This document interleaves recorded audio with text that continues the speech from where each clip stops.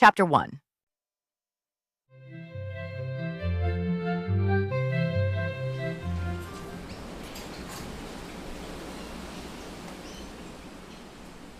Hurry up, Ruff. Angela Atkinson swung the gate to her driveway wide, waiting for her disheveled border collie to catch up.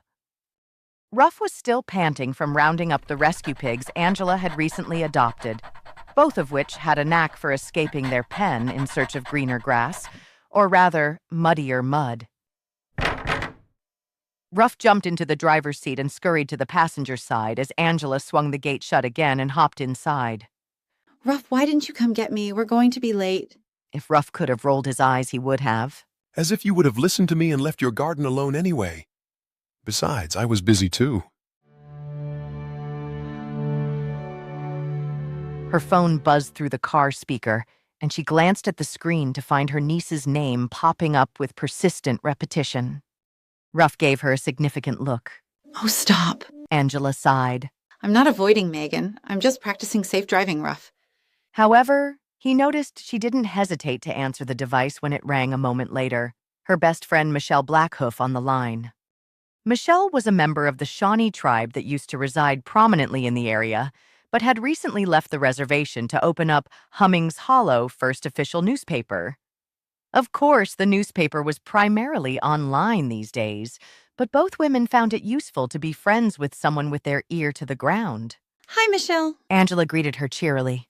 What's up? Oh, just the first big story of my career.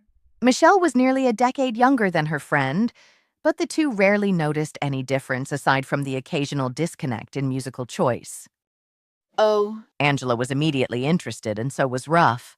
His ears perked up, and his tail thumped on the seat with anticipation. You know that big art show they were selling tickets to over in Charlottesville? An ode to northeastern wildlife? Michelle laughed. That's the one. What about it? One of their sculptures went missing yesterday. Oh, was it worth much? Try $250,000. It was the headliner of the whole exhibit and disappeared sometime between the end of the show and when it was supposed to be picked up at the loading bay. Angela appeared to be thinking. Ruff watched her think. Any suspects? She finally asked. Michelle sighed and the truck's speakers crackled. Not yet, but I'll keep you updated.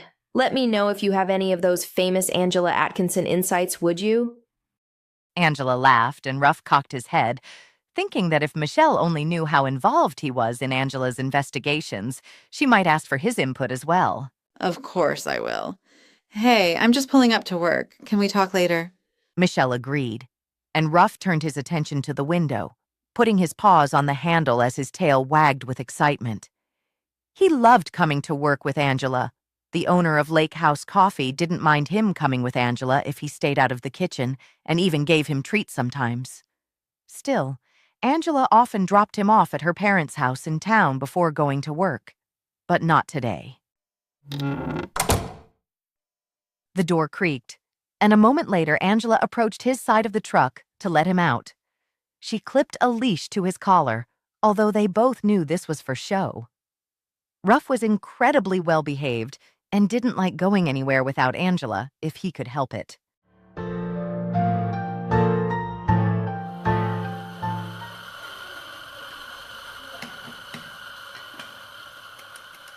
Angela and Ruff walked side by side into the establishment before she unclipped his leash and went to the back to clock in and put on her apron.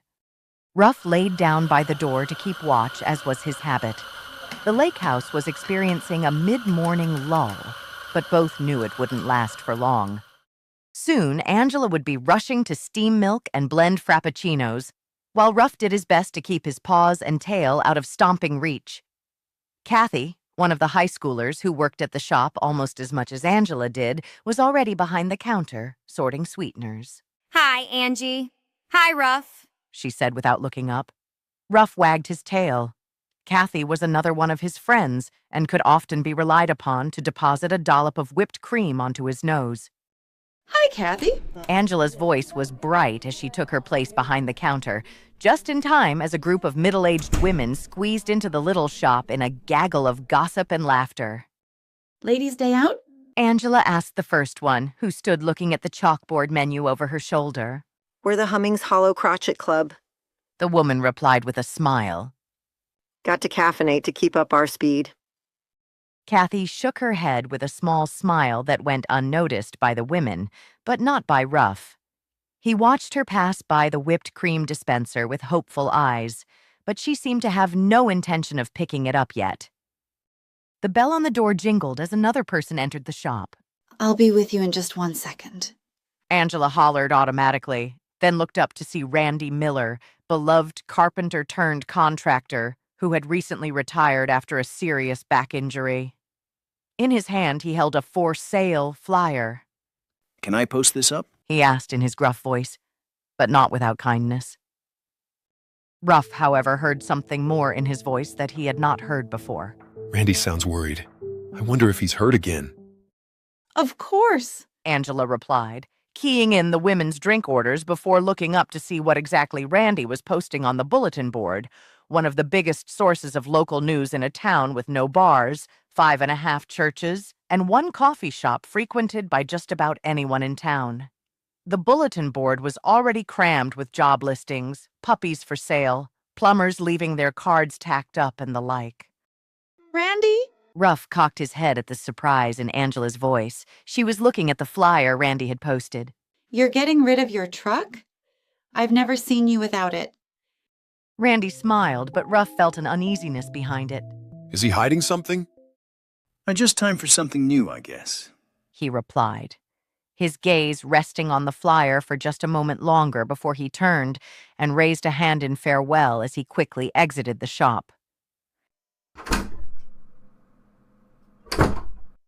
Ruff gave Angela a querulous look, and she met his gaze, shrugging before returning to the order at hand. Angela's shift flew by. Although her hands were fast at work and her ears open for interesting gossip, her mind was ruminating on the missing sculpture and wishing desperately for more information to puzzle out what had happened to it. Ruff stood and stretched as Angela clocked out, checking the texts on her phone and noting that she had a new text from her father and her niece. Instead of texting back right away, she called him on her way out the door into the brisk breeze and early evening sunshine. What's up, Dad? She asked as she opened the door for Ruff. Got something for you.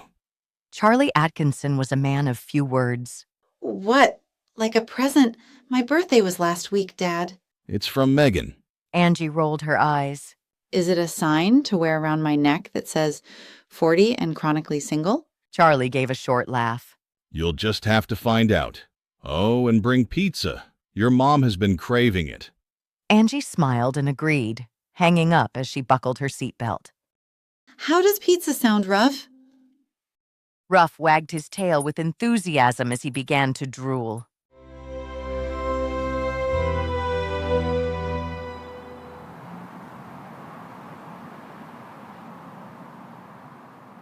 It didn't take long to pick up the pizza her parents had already called in.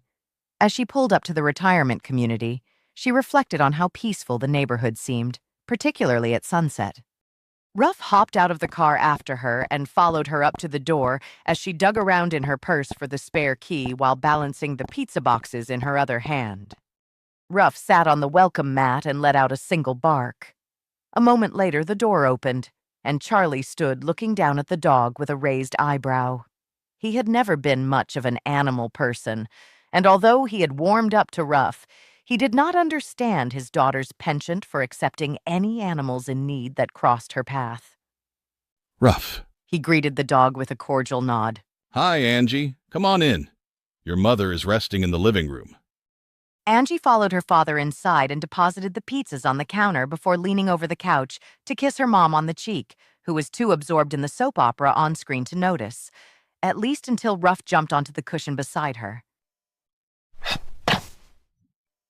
Abigail Atkinson's eyebrows drew together for a moment before she grinned and threw her arms around the dog while Ruff happily wagged his tail and panted as she scratched behind his ears. Who's my good buddy? Abigail asked, and Angela smiled, enjoying not for the first time how well Ruff and her mother got along. Finally, Her mother's gaze rose over her shoulder, and she passed on her beatific smile to her daughter. Hey, Angie. Hi, Mom. Bobby asked about you when he came by to fix our computer. She said with a wink, to which Angela rolled her eyes and Ruff grunted. He wasn't a fan of Bobby Tehela. Bobby is 19 years old, Mom. Angela chided, taking a plate from her father already loaded with pizza and handing it to her mom. Ruff's mouth watered even more. It's a crush, honey. Her mom replied. It's cute. Angela shook her head but smiled. I don't know about cute, but maybe flattering. That boy has a lot of heartache in his future. But her mom wasn't listening anymore. She seemed to have lost her train of thought before the soap opera on television caught her attention again. Angela turned her attention to her father. Did you hear about that art theft in Charlottesville? Charlie nodded, no hint of surprise crossing his face. One of my old buddies from the force called and told me about it. Oh? Angela served up 2 slices of pepperoni for herself. Do they have any leads? Charlie smiled. His daughter had always been too nosy for her own good, but he liked that. He liked to think that whilst she had gotten her mother's looks, she'd gotten his propensity for investigation. Only that one of the security guards was bribed to turn off the cameras in the loading bay. Did you see they finally reopened the walking trails around Lake Hummings? Angela nodded. Yep, I did. I pass it on my way to work every day. Sometimes I roll down the windows for Ruff so he can get a better look at the ducks. Charlie nodded toward Abigail, attention glued to the television, pizza forgotten, while one hand continued to stroke Ruff's head absent-mindedly. I was thinking of taking your mother out there this week, if she's feeling up to it. Angela nodded and smiled, despite the pang of sadness in her chest, at how her mother's life, and all of their lives as a result, had changed with her diagnosis. Yet Abigail had always been an optimist, and her recent struggles had not diminished the cheery disposition she seemed to have been born with. Ruff and I will go scope it out for you tomorrow morning. Angela promised. Right, Ruff. Ruff turned his head to rest his chin on the back of the couch and barked once in assent. Charlie considered the unusual pooch for a moment before shaking his head. Sometimes I think that dog of yours understands every word we say. Angela shrugged and smiled, taking a bite of pizza instead of replying. Ruff's tail thumped softly on the couch. If only you knew, Charlie.